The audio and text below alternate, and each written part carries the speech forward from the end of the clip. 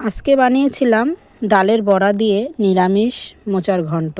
তা কিভাবে বানালাম চলো রেসিপিটা একটু শেয়ার করি তোমাদের সঙ্গে। এখানে আমি মোচাগুলো কেটে মোচার আলুটা জলে ভিজিয়ে রেখেছিলাম। তারপর উনুনে কড়াই বসিয়ে দিয়েছি। কড়াইতে 1 বাটি মতো জল দিয়েছিলাম। জলটা গরম হয়ে আসলে মোচাগুলো আবার একটু ধুয়ে নিয়েছি।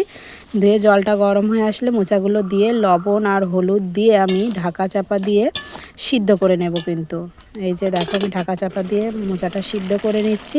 তারপর মাঝে একবার নেড়ে দিয়েছিলাম। এই যে দেখো ঢাকনাটা খুলে একটু নেড়ে দিচ্ছি। এই যে আবারও একটু আলুটা সিদ্ধ হয়ে গেছে। এবার কিন্তু মোচাটা আমি নামিয়ে নেব। তারপর এখানে আমি ডাল ভিজিয়ে রেখেছিলাম কালকে রাত্রিরে। সেই ডালটা আমি একটু মিক্সচারে পেস্ট করে নেব।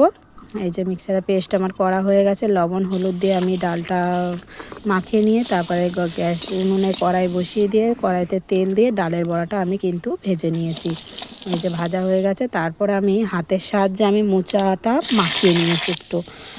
তারপরে আবার ওই তেলেই বড়া ভাজা তেলেই আমি পাঁচফোড়ন আর লঙ্কা ফোড়ন দিয়ে মোচাটা দিয়ে দিয়েছি, মাখানো মোচাটা।